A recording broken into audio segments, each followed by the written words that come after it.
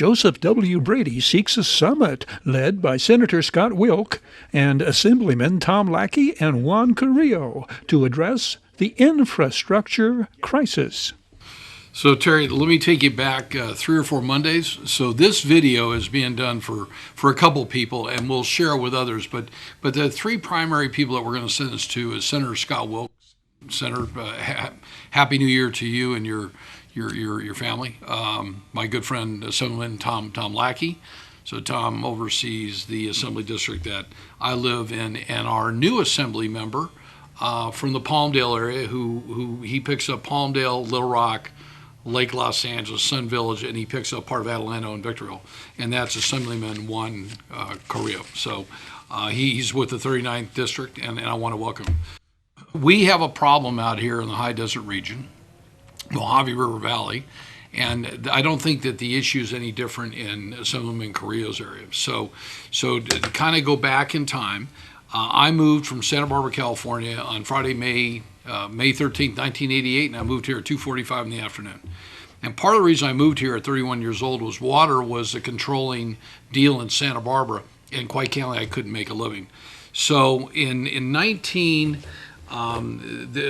report came out that was dated in 1989, and it was it was called the Phase 2 Final Report, Victor Valley Infrastructure Enhancement Program.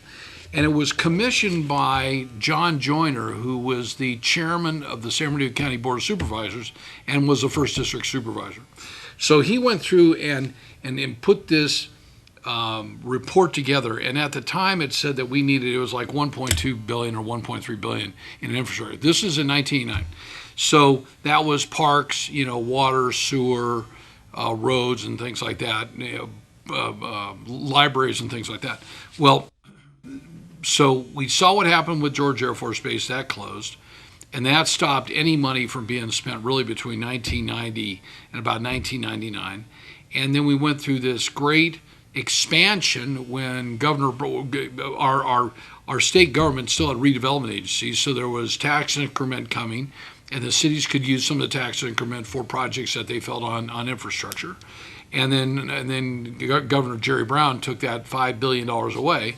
So we've got a great problem here, and I'm asking the three of you to strongly consider a date, sometime, let's say September, October, could be in early November, sometime prior to the end of the second week, where the three of you help sponsor, and I'll help work with you, and I'll even bring it up to the Board of Trustees tonight, probably at our April 11th Board of Trustees meeting, that maybe the college host a lunch, and the lunch would be really brought to you by, led by State Senator Wilk, State Assemblyman Carrillo, and Lackey. Why?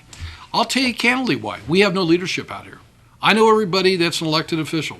They know me, and they know I call it the way it is. If they like it, great. If they don't, they don't. I'm not worried at 66 years old, having been out here for 35 years. We've almost done $1 billion in commercial real estate. We brought in a fair amount of income and fed a lot of families.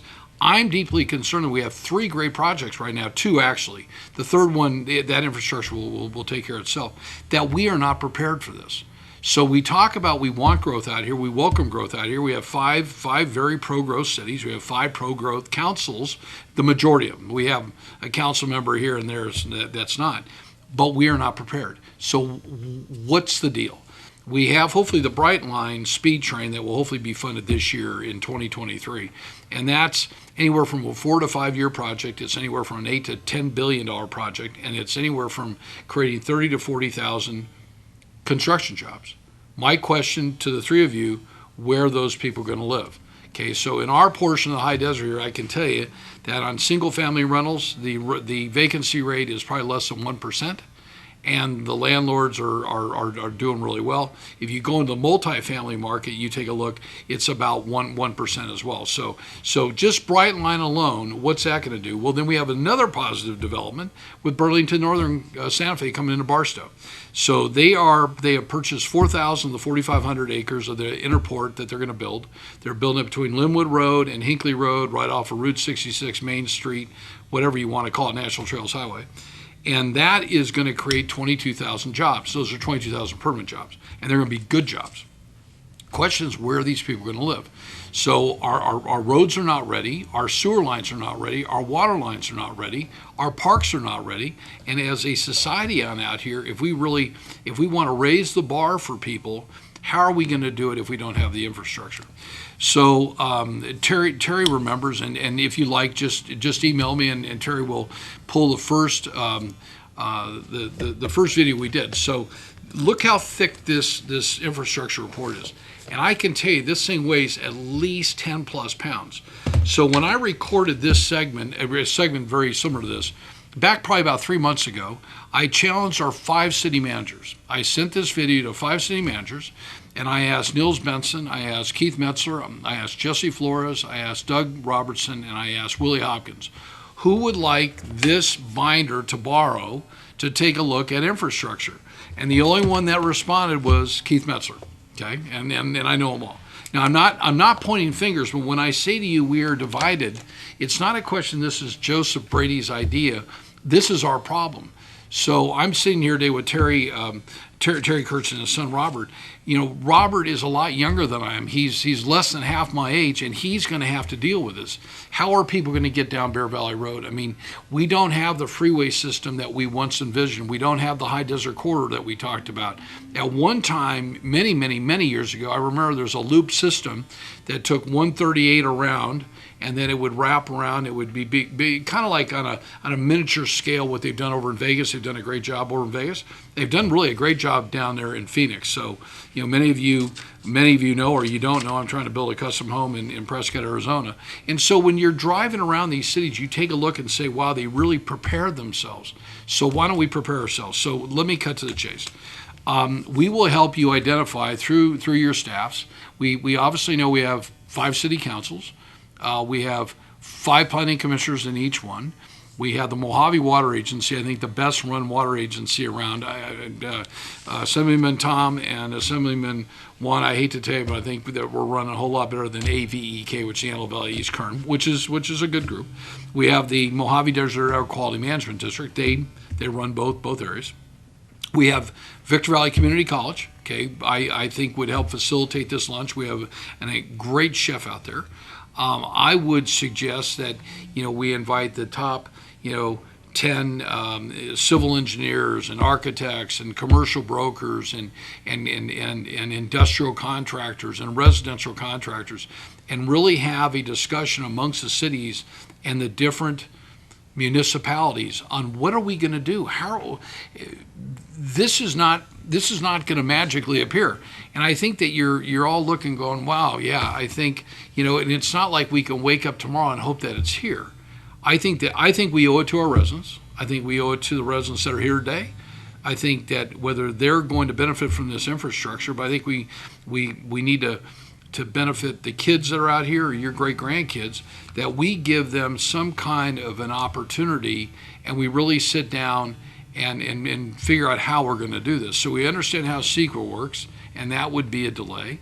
I think that between the 3 of you working together in tandem, hopefully maybe you could get the governor's office behind this. We're going to need some serious money here.